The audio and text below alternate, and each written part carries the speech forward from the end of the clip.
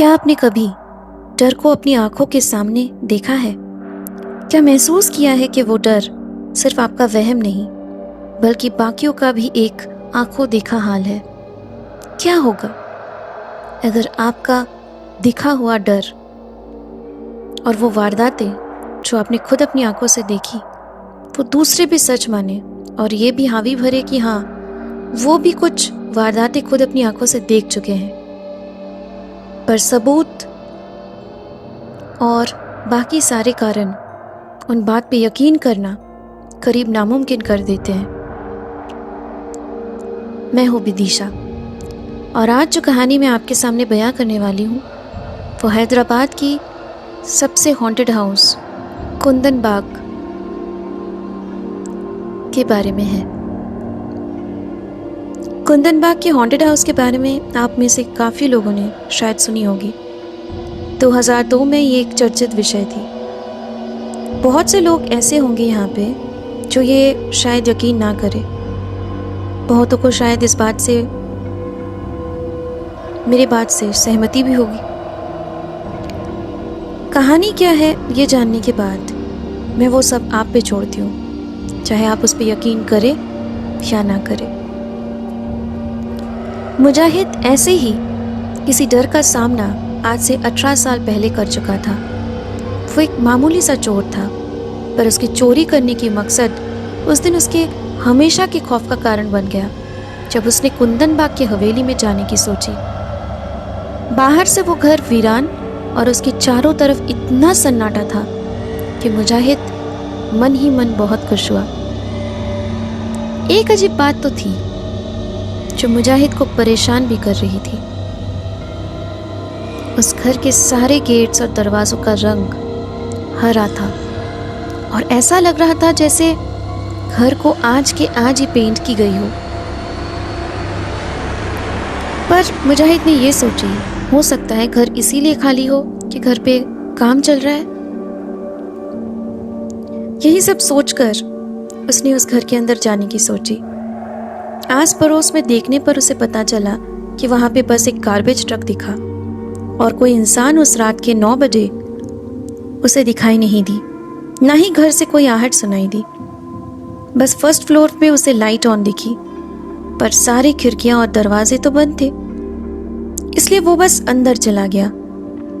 घर की किसी एक खिड़की खुली रह गई थी जिसके जरिए मुजाहिद घर के अंदर घुस पाया। डाइनिंग स्पेस से होते हुए वो ड्राइंग रूम की तरफ बढ़ा जिसके पास उसे एक बेडरूम दिखी।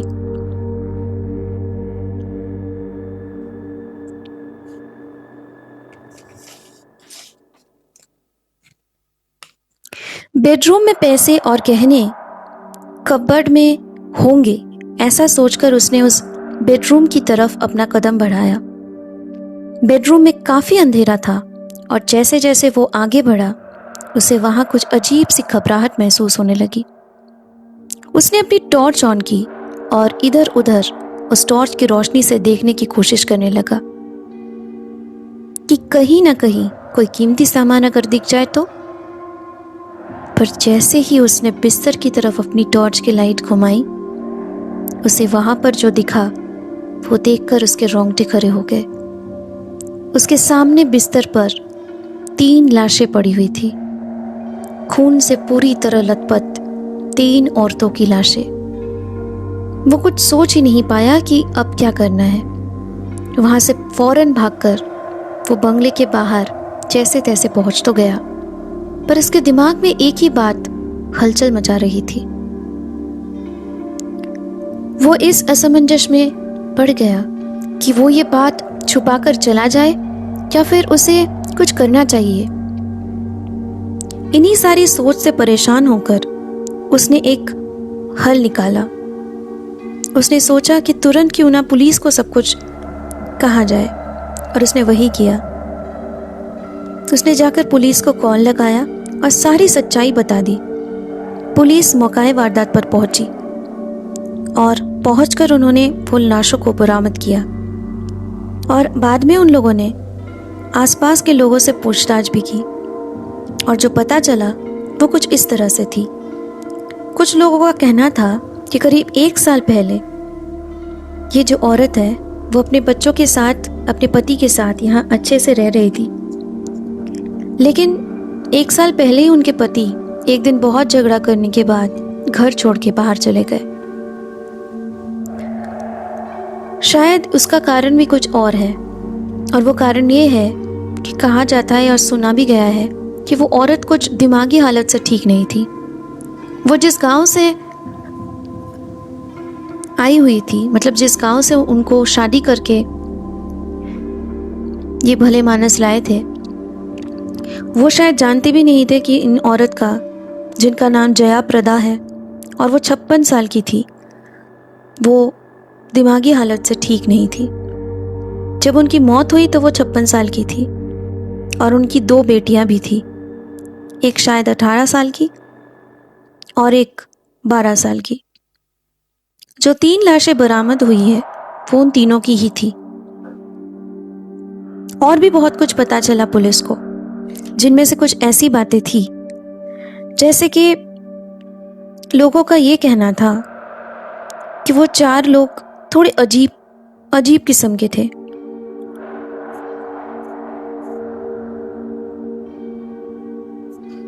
वहाँ वो रास्ता सभी यूज़ तो करते थे जहाँ से वो लोग रहते हैं, लेकिन कभी कभी उनको ये देखने को मिलता था कि वो औरत जो जया प्रदा जी थी, उनके हाथ में एक खून का थैला रहता था और वो उस पूरे घर को पूरी तरह से घूमती थी, घर के पूरे चारों ओर, और वो थैले से खून टपकता था।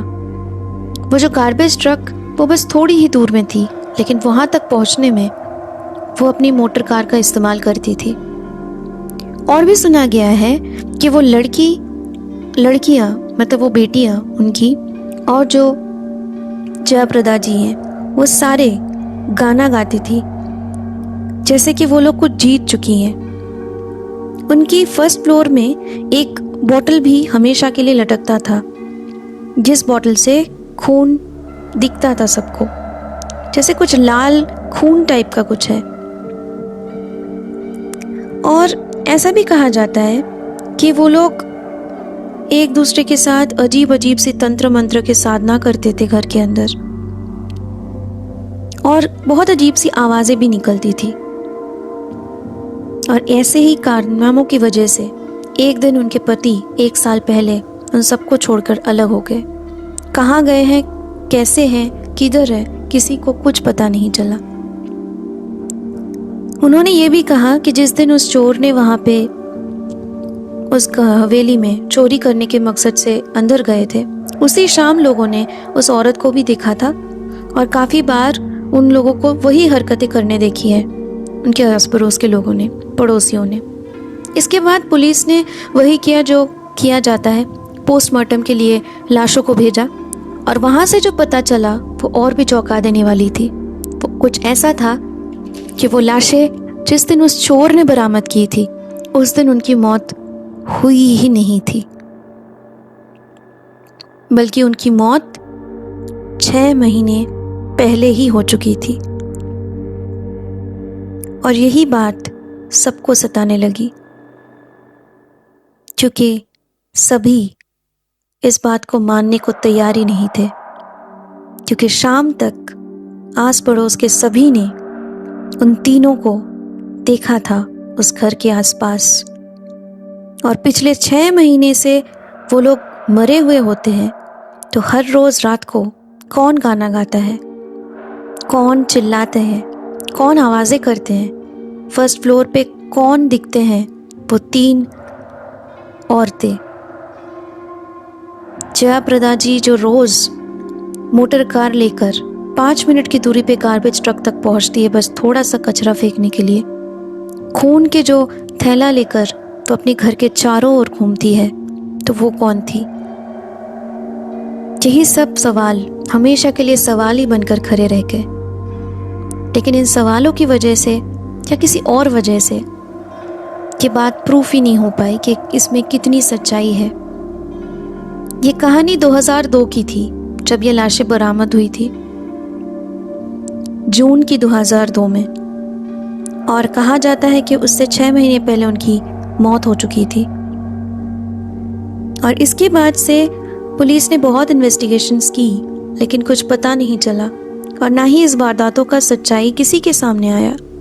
तो पुलिस ने यही डिसाइड की तो 2018 से इस घर को हमेशा के लिए बंद किया जाए, और वैसा ही किया गया। रास्ते तो अभी भी यूज़ होते हैं, उस घर के सामने से लोग गुजरते भी हैं, लेकिन रात के बाद वहाँ से गुजरने का कोई हिम्मत नहीं करता। गार्बेज ट्रक्स एक तो अभी भी वहाँ पे पार्क हमेशा के लिए किया गया है, वो ना कभी हटा और ना कभी हटता है।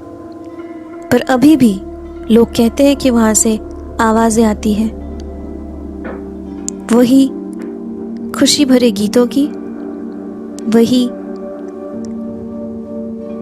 तंत्र मंत्र साधना की, और वही फर्स्ट फ्लोर पे लाइट पता नहीं कौन जलाता है, जबकि वहाँ कोई इलेक्ट्रिसिटी है ही नहीं, क्योंकि इलेक्ट्रिसिटी बंद की गई है इस कारनामे की वजह से।